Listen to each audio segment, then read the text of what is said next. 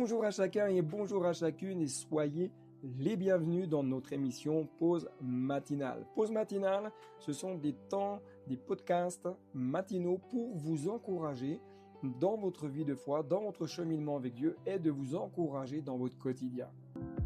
Aujourd'hui, j'aimerais aborder avec vous ce thème, là où ta soif rencontre la grâce. Vous savez, je crois que Dieu se tient au carrefour de nos vies. Alors, laissez-moi vous poser une question pour commencer. Est-ce que vous avez déjà vécu ce moment où vous vous êtes dit, là, clairement, Dieu était au rendez-vous? Vous savez, ce genre de moment où tout va très vite, où quelque chose bascule à l'intérieur de nous, où on réalise que notre vie ne peut plus continuer dans la même direction. Eh bien, dans la Bible, il y a plein de récits qui regorgent de ces rendez-vous divins. Et justement, aujourd'hui, j'aimerais qu'on s'arrête ensemble sur l'un d'eux. Un rendez-vous simple, mais profondément transformateur. Entrons donc ensemble dans l'histoire. Jésus se rend à Samarie, dans une ville appelée Sychar. Et là, il y a un puits, rien de spectaculaire, juste un lieu du quotidien, un endroit banal. Et pourtant, c'est souvent dans les lieux les plus ordinaires que Dieu fait les choses les plus extraordinaires. Vers midi, l'heure la plus chaude de la journée, une femme arrive seule pour puiser de l'eau. Et là, Jésus est déjà assis, il attend. Prenez juste une seconde pour imaginer la scène. Le soleil est à son zénith. Personne autour. Et Jésus engage la conversation avec une simple phrase « Donne-moi à boire ». Simple, n'est-ce pas? Mais tellement puissant. Et là, quelque chose va se passer. Pourquoi cette demande? Pourquoi Jésus commence-t-il par lui poser cette question? Eh bien, la suite du récit nous apprend que cette femme vivait rejetée, marginalisée. Son passé parlait contre elle, ses choix l'avaient isolée. Et si elle venait puiser de l'eau à midi, ce n'était pas par confort. C'était justement pour éviter les regards, les remarques, les jugements. Et pourtant, c'est précisément à ce moment-là que Jésus est là. Vous savez quoi? Jésus fait encore la même chose aujourd'hui.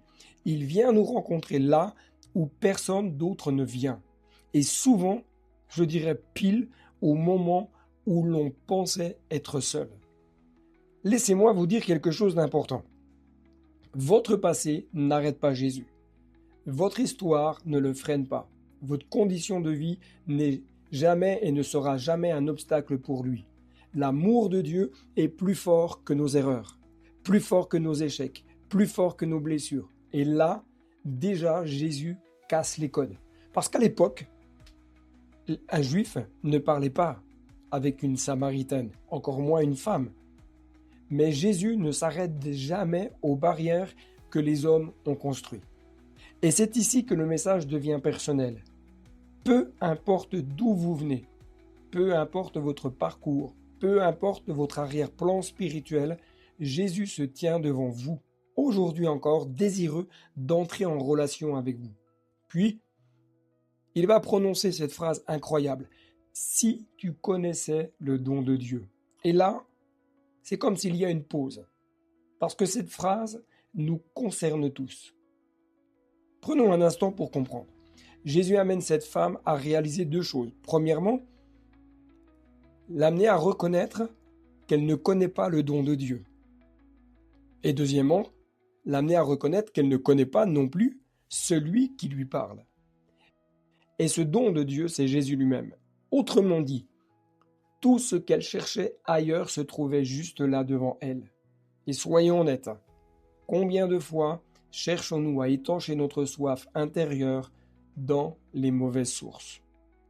Et c'est maintenant que Jésus va au cœur du sujet. Il lui dit, « Celui qui boira de l'eau que je lui donnerai n'aura plus jamais soif. » En clair, les sources de ce monde promettent beaucoup, mais elles laissent toujours un vide profond.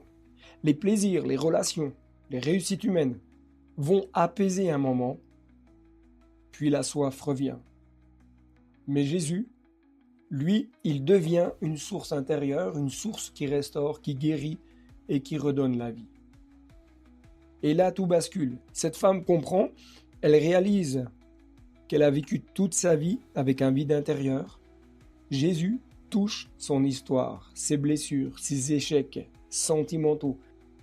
Et puis, il révèle l'impensable en disant « Je le suis », c'est-à-dire le Messie, moi qui te parle. À cet instant précis, sa vie change de direction. Elle laisse sa cruche, elle quitte l'ancienne manière de vivre, elle court annoncer ce qu'elle a vécu, et ce qui est incroyable, c'est qu'une seule vie transformée va toucher toute une ville. Avant de conclure ce moment d'échange avec vous, laissez-moi vous parler à cœur ouvert. Votre vie peut avoir bien plus d'impact que vous ne l'imaginez. Dieu n'utilise pas des parcours parfaits. Il utilise des cœurs disponibles. Peut-être que ce message est pour vous.